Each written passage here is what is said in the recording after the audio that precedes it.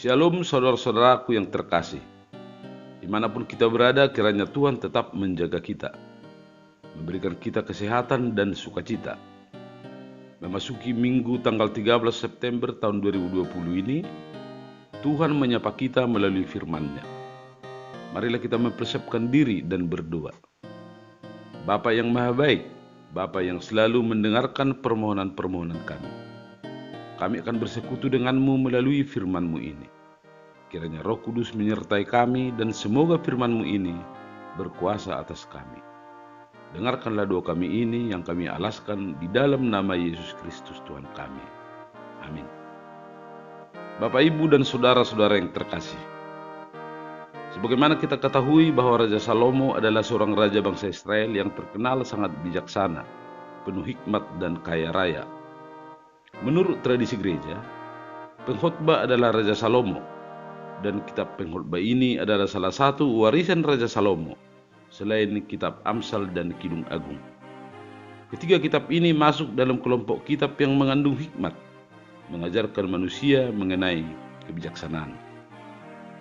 Secara umum, ada dua ciri dari kitab pengkhotbah ini.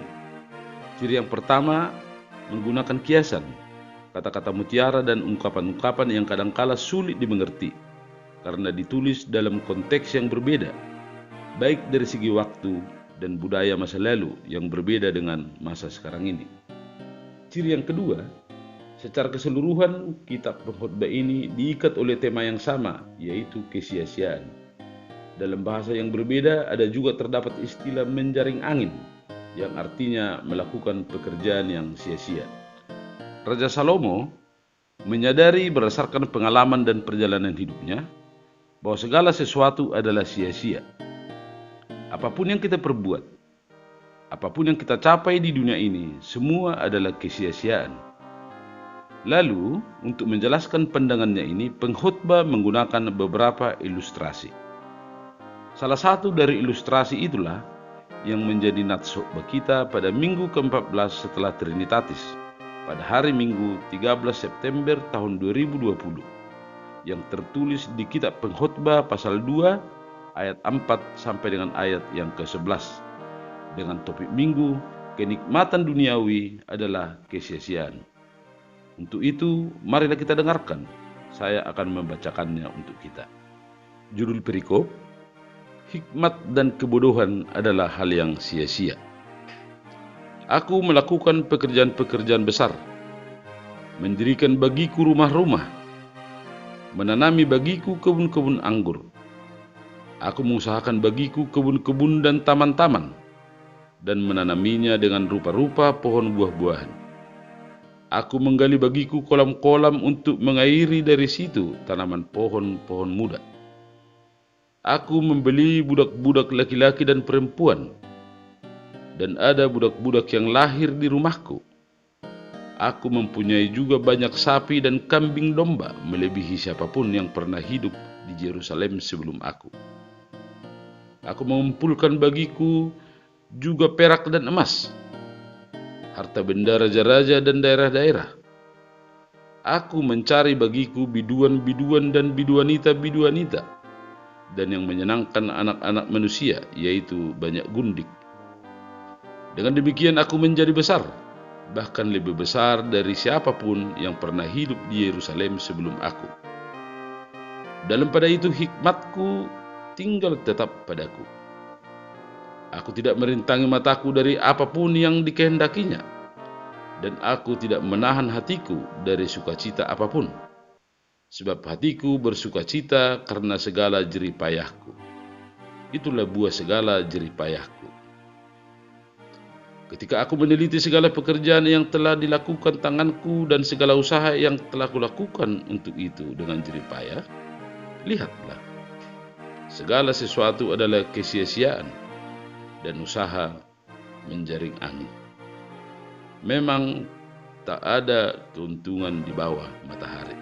Demikian firman Tuhan. Bapak, Ibu, dan saudara-saudara sekalian yang terkasih, nats ini menceritakan bagaimana pencapaian dan prestasi Raja Salomo yang luar biasa atas seluruh kerja keras dan jerih payahnya. Daftar pencapaian dan prestasi itu sebagaimana tertulis di ayat 4 sampai dengan ayat yang ke-10 dapat kita ringkas sebagai berikut. Yang pertama, prestasi karena keahlian dan kemampuan teknologi. Pencapaian di bidang ini adalah mendirikan istana dan rumah-rumah kerajaan yang besar, indah dan artistik dengan bahan kayu pilihan yang bermutu tinggi. Membangun kebun anggur dan kebun pohon buah yang sangat luas. Membangun sistem irigasi yang menjamin seluruh kebunnya tidak kekeringan di musim kemarau. Yang kedua, memiliki kekayaan yang melimpah. Adapun ragam kekayaan itu adalah harta dalam bentuk emas dan perak, memiliki ternak sapi, kambing dan domba yang sangat banyak, dan harta dalam bentuk barang-barang berharga lainnya, seperti pajak dan upeti dari daerah-daerah yang dikuasainya. Yang ketiga, memiliki perangkat hiburan yang lengkap dengan para biduan kualitas terbaik dan bahkan memiliki banyak selir atau gundik.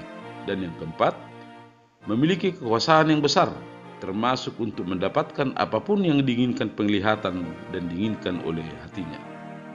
Akan tetapi, atas seluruh pencapaian yang luar biasa itu, di ayat 11, pengkhotbah mengatakan bahwa semua itu adalah kesia-siaan, ibarat upaya menjaring angin, sebab pada akhirnya itu tidak abadi, tidak selamanya, bahkan secuil pun tidak akan dibawa mati, semua akan berakhir.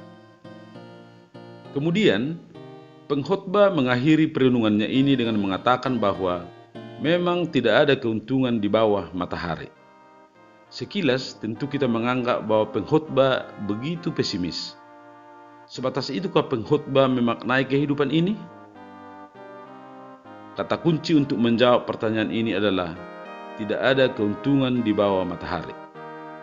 Inilah sudut pandang pengkhotbah yang didasarkan pada dua hal.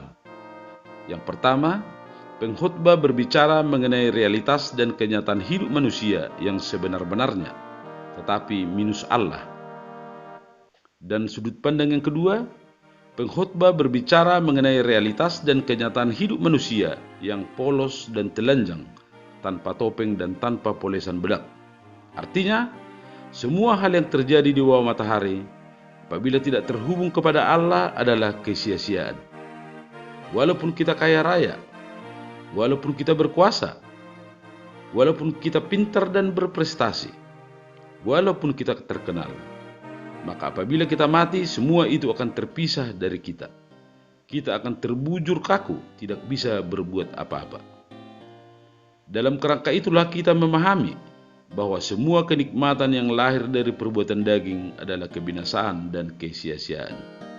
Sekali lagi, di ayat 11 pengkhotbah menggarisbawahi bahwa semua yang dicapainya, yang dia peroleh dengan berjerih payah dan bekerja keras, hanyalah sesuatu yang fana, tidak kekal.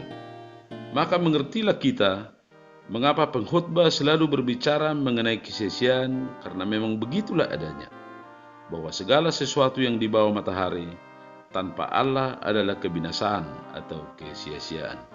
Bapak, Ibu, dan saudara-saudara yang terkasih dalam nama Yesus Kristus, apa pelajaran yang dapat kita petik dari firman Tuhan ini? Marilah memperhatikan tiga hal berikut ini. Yang pertama, segala sesuatu yang di bawah matahari pasti berubah. Adalah kenyataan yang tidak bisa kita pungkiri bahwa manusia itu pada dirinya rapuh, keropos, rentan, fana dan hina. Segala sesuatu yang berada di bawah matahari pasti berubah dan akan berakhir. Oleh karena itu, kita harus menggantungkan hidup kita kepada sesuatu yang tidak akan pernah berubah. Dan yang tidak berubah itu adalah Dia yang berada di atas langit, berada di atas matahari, adalah Dia Tuhan kita Yesus Kristus, sebagaimana tertulis di Ibrani pasal 13 ayat ke-8 yang berbunyi sebagai berikut. Yesus Kristus tetap sama, baik kemarin maupun hari ini dan sampai selama-lamanya. Demikian firman Tuhan. Yang kedua, syukurilah berkat Tuhan dalam hidup kita. Tuhan pasti memberkati kita atas seluruh kerja keras dan jerih payah kita dalam bekerja. Maka kita berhak menikmati semua berkat-berkat itu. Akan tetapi mesti kita ingat bahwa berkat yang kita peroleh itu tidak boleh lagi kita pergunakan untuk perbuatan-perbuatan yang didorong oleh keinginan daging yang sia-sia. Pergunakanlah semua berkat Tuhan di dalam pimpinan Roh Kudus. Gunakanlah itu untuk memuliakan Tuhan dan jangan mengandalkannya untuk memperoleh hidup yang kekal. Yang ketiga, dengan Allah sungguh berbeda. Hidup yang tersambung dengan Allah tidaklah sia-sia. Sekalipun pengkhotbah menggambarkan betapa hidup ini adalah kesia-siaan, tetapi Alkitab juga berbicara tentang hal yang sama, tetapi dari sudut pandang yang berbeda, yaitu dari sudut pandang anugerah dan karunia Allah. Ketika Allah mengintervensi dengan anugerah dan karunia-Nya, maka hidup kita menjadi berbeda. Anugerah dan karunia Allah selalu lebih besar dari kekecilan manusia. Dengan campur tangan Allah, maka manusia tidak lagi hanya berjalan ke satu tujuan saja tanpa pilihan, yang bernama ketiadaan atau kematian atau kesia-siaan. Bapak, Ibu, dan saudara-saudara sekalian yang terkasih dalam nama Yesus Kristus, di akhir khotbah ini sekali lagi Tuhan mengingatkan kita untuk tidak lagi hidup di lumpur perbudakan dosa. Tidak lagi mengandalkan kehidupan di bawah sinar matahari yang penuh kesia-siaan, tetapi hiduplah menurut keinginan roh. Tanpa Allah ternyata kita begitu keropos dan fana.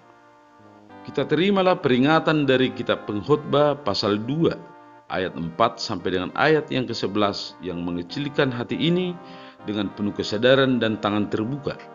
Sekaligus marilah kita sambut Ibrani pasal 13 ayat 8 yang membesarkan hati.